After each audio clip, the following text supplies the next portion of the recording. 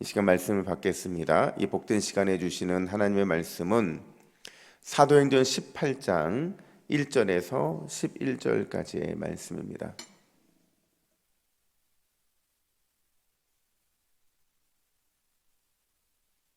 신약성경 219면에 있는 사도행전 18장 1절부터 11절, 바울을 견디게 한 두 가지 복이라는 제목으로 오늘 말씀을 받습니다.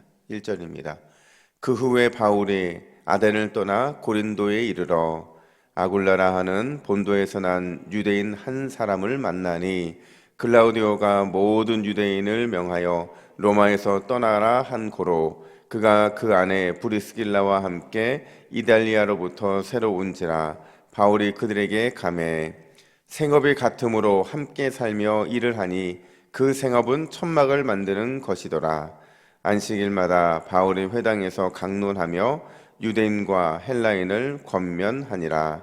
실라와 디모데가 마게도냐로부터 내려오매 바울이 하나님의 말씀에 붙잡혀 유대인들에게 예수는 그리스도라 밝히 증언하니 그들이 대적하여 비방하거늘 바울이 옷을 털면서 이르되 너희 피가 너희 머리로 돌아갈 것이요 나는 깨끗하니라. 이후에는 이방인에게로 가리라 하고 거기서 옮겨 하나님을 경외하는 디도 유스도라 하는 사람의 집에 들어가니 그 집은 회당 옆이라. 또 회당장 그리스보가 온 집안과 더불어 주를 믿으며 수많은 고린도 사람도 듣고 믿어 세례를 받더라. 밤에 주께서 환상 가운데 바울에게 말씀하시되 두려워하지 말며 침묵하지 말고 말하라. 내가 너와 함께 있음에 어떤 사람도 너를 대적하여 해롭게 할 자가 없을 것이니 이는 이 성 중에 내 백성이 많음이라 하시더라. 함께 했습니다. 1년 6개월을 머물며 그들 가운데서 하나님의 말씀을 가르치시니라. 아멘. 제가 군복무한 게 강원도에서 가장 춥다고 하는 중부능선이었어요. 아주 최정발이었는데요.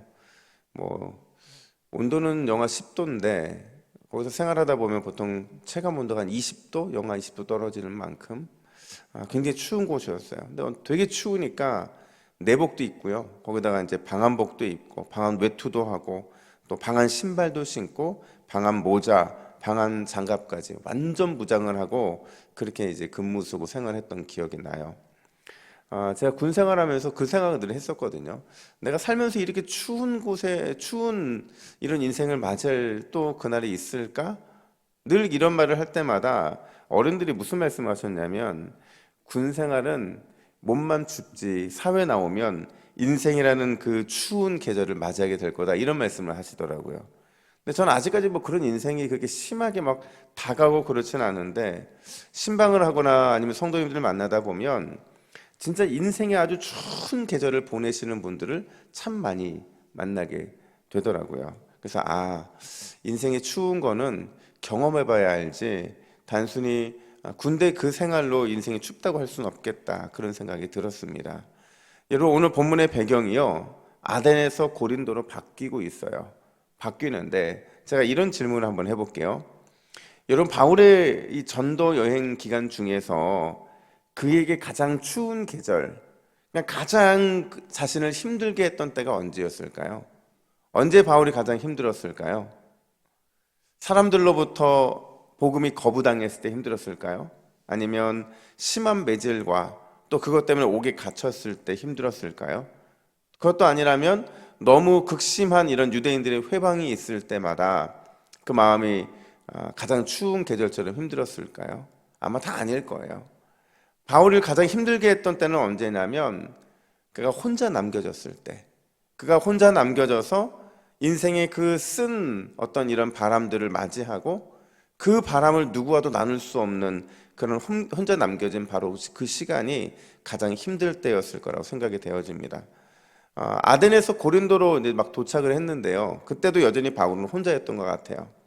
혼자 여전히 많은 대적들과 싸워야 됐고 또 혼자 모든 결정을 했어야만 했다는 거죠. 한번 1차 전도여행을 생각해 보세요. 여러분 1차 전도여행에는 바울 옆에 누가들이 있었죠? 바나바. 바울 옆에 늘 바나바가 있었어요. 가끔 이렇게 바울과 바나바 얘기하면 서로 같은 성씨인 줄 알고 계신데요. 우리나라랑 틀린 겁니다. 그래서 바나바 늘 같이 있으니까 얼마나 마음 편했겠어요. 근데 2차 전도 여행 중에는 뭐 시작하고 얼마 안 있고 나서 어쩔 수 없이 혼자 있어야 됐는데, 근데 참 대단한 거는요, 바울이 이 인생의 그 쓴 잔을 마시고 가장 추운 계절을 보내면서도 견뎌내요. 특별히 견뎌낼 수 있는 두 가지 이유가 오늘 본문에 등장하게 되는데, 과연 바울이 이렇게 추운 계절을 맞이했음에도 불구하고 혼자 인생의 모든 것을 결정하고 혼자 모든 것과 맞서 싸워야 됨에도 불구하고 그 혼자 있는 시간들을 견딜 수 있었던 두 가지 이유가 무엇일까? 첫 번째로 하나님께서 항상 그에게 돕는 손길을 보내주셨다라는 거예요. 이거를 다른 말로 바꿔 말하면 그에게 만남의 축복이 있었다라는 겁니다. 여러분 기억하시죠? 2차 전도여행을 출발하면서 제가 설교 때 하나님이 바울에게 보내주신 막힌 길이 있었지만 열린 길이 있다고 말씀을 드렸어요. 그 열린 길이 뭐였어요? 만남의 축복이었잖아요. 동역자를 보내주셨는데 어떤 동역자를 보내주셨어요? 신라를 보내주셨고 또 누가도 보내주셨고 또 디모데도 보내주시면서 이렇게 전문인 사역자들과 함께 할 수 있는 귀한 시간이 있었어요. 여러분 뭐 어떤 힘든 일이 있거나 아니면 진짜 몸이 추울 때 사람의 온기를 느낀다는 게 얼마나 큰 축복입니까? 그렇잖아요. 근데 그 온기를 느낄 만한 이 축복된 사람을 3명이나 붙여줬으니까 얼마나 감사해요. 근데 그러던 중에 이제 그들과 헤어졌잖아요. 그러니까 또 힘든 시간을 보낼 수밖에 없었는데 하나님께서는 그에게 또 다른 만남의 축복을 예배해 주고 계세요. 우리 2절 말씀을 볼까요? 2절 같이 읽습니다. 시작. 아굴라라 하는 본도에서 난 유대인 한 사람을 만나니 글라우디오가 모든 유대인을 명하여 로마에서 떠나라 한 고로 그가 그 안에 브리스길라와 함께 이달리아로부터 새로 온지라 바울이 그들에게 가매. 아멘. 하나님이 바울에게 보내주신 그 만남의 축복이 누구죠? 브리스길라와 아굴라 부부였어요. 근데 중요한 건 뭐냐면 이들이요 원래 고린도 사람이 아니었다라는 거예요. 그러니까 로마에 있는데 그냥 로마에 있는 가운데서 로마 황제에 의해서 기독교인 추방령이 내려진 거예요. 이 추방령 때문에 어떻게 해서 고린도에 왔는데 오늘 본문 보니까 새롭게 왔다 이렇게 얘기하거든요. 그러니까 이 말을 바꿔 설명하면요, 이게 이제 우리의 입장에서는 두 사람이 새롭게 만났으니까 새롭다는 표현을 쓰지만 하나님의 관점으로 보면 하나님이 바울이 외롭게 될 것을 알고 계셨어요. 그래서 그가 외롭지 말라고 브리스길라와 아굴라를 로마에서 보내신 거죠. 그러니까 이 두 사람의 만남은 하나님의 큰 섭리였다는 거예요. 이 부부가 얼마나 바울의 사역에 있어서 중추적인 역할, 중요한 역할을 하느냐면요, 3절에 보니까 생업이 같았다 이렇게 말을 해요. 그러니까 여러분 보세요. 똑같이 흩어진 디아스포라 유대인이었죠. 천막을 만드는 생업도 같이 하고 있었죠. 그러다 보니까 바울에게는 이 정서적으로 큰 위로가 되는 거예요. 자, 물어볼게요. 여러분들이 저한테 큰 위로가 더 많이 될까요? 우리 교육자들이 저에게 위로가 더 많이 될까요? 뭐 물어보자면 안 하겠죠? 장로님들이 저에게 위로가 더 많이 될까요? 아니면 그냥 여러분들이 저에게 더 위로가 많이 될까요? 말 안 해도 알겠죠? 그런 겁니다.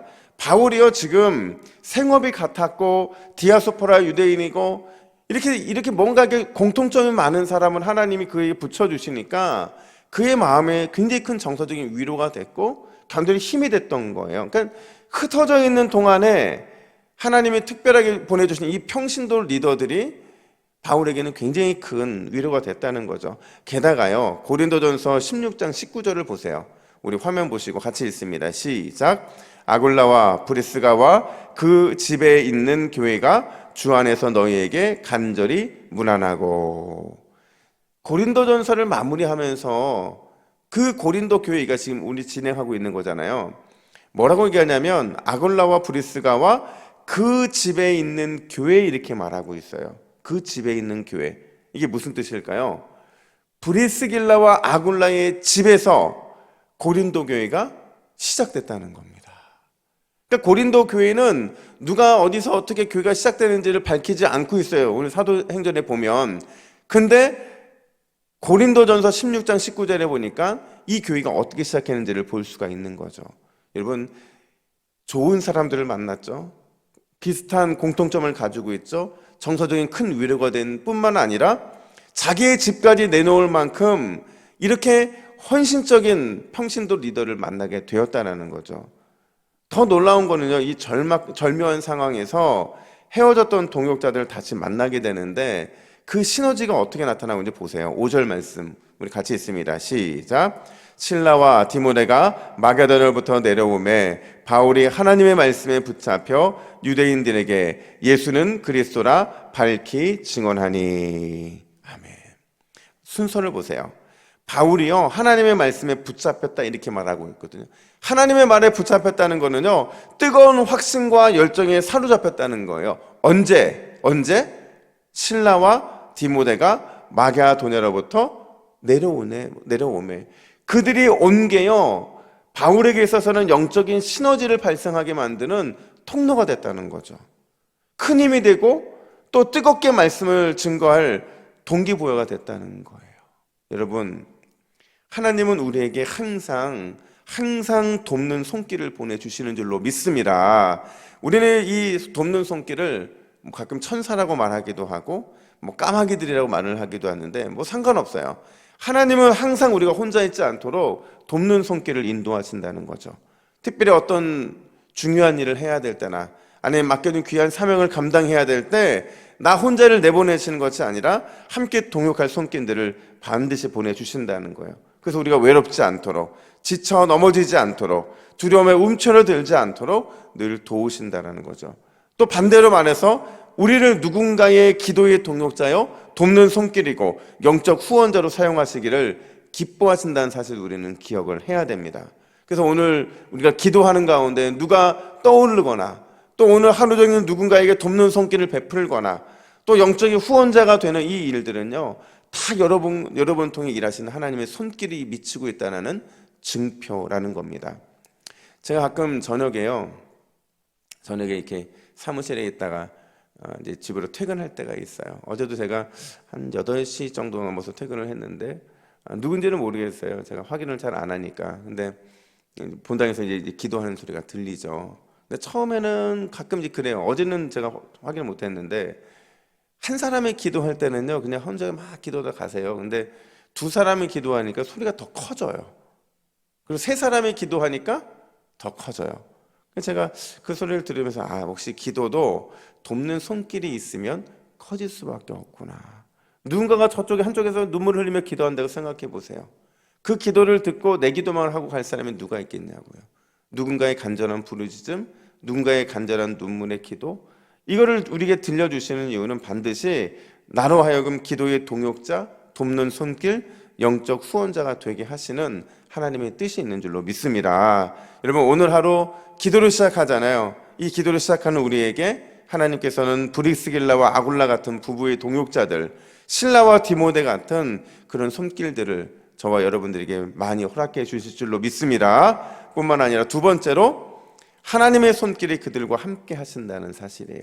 하나님의 손길이 그들과 함께 하신다. 이걸 거룩한 동행이라고 말을 하는데요. 여러분, 하나님은 눈에 보이는 동역자도 보내주세요. 근데 눈에 보이지 않는 동역자, 하나님 스스로가 그런 동역자가 되어주셔서 우리와 동행해 주신다는 거예요. 오늘 본문 6절에 보면 대적자들이 나타나서 바울을 비방합니다. 그러니까 회당에서 말씀을 전할 수 없게 되자 이제 7절에 보니까 디도 유스도라고 하는 이방인의 집에서 말씀을 전하게 되는데, 놀랍게도요, 이 이방인의 집에서 회당장 그리스보와 그 온 집안 사람들이 예수를 믿게 되는 놀라운 역사가 이루어지게 됩니다. 근데 갑자기 좋은 일 생기고 행복한 일이 생겼음에도 불구하고 바울이 두려움을 느껴요. 이 두려움이 뭐냐면 지금까지 항상 그래 왔거든요. 그리스보라고 하는 회당장이 예수님을 믿게 되었으니까 얼마나 그 유대인들의 이 핍박과 또 유대인들의 이런 복음에 대한 회방들이 심하게 나타나겠어요. 그러니까 두려움 가운데 사로잡히니까 주님께서 꿈에 나타나서 이렇게 말씀을 하십니다. 우리 9절부터 10절 말씀을 같이 읽습니다. 시작. 두려워하지 말며 침묵하지 말고 말하라. 내가 너와 함께 있음에 어떤 사람도 너를 대적하여 해롭게 할 자가 없을 것이니 이는 이 성 중에 내 백성이 많음이라. 아멘. 하나님께서 두려워하지 말고 계속 복음을 선포하라고 말씀을 주고 계세요. 그래서 뭐라고 하냐면 내가 너와 함께 할 것이다 이렇게 말을 해요.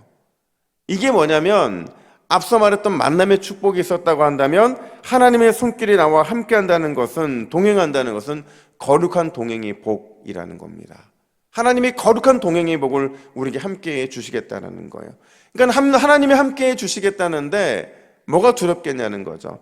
결국 그 덕에 고린도서 1년 6개월을 머물면서 교회를 세우게 되는데, 여러분 제가 내일 본문에서 살펴보지는 않을 거지만 오늘 본문 이어 등장하는 12절부터 17절 보면 갈리오 총독 때 아주 기가 막히게 고발을 당합니다.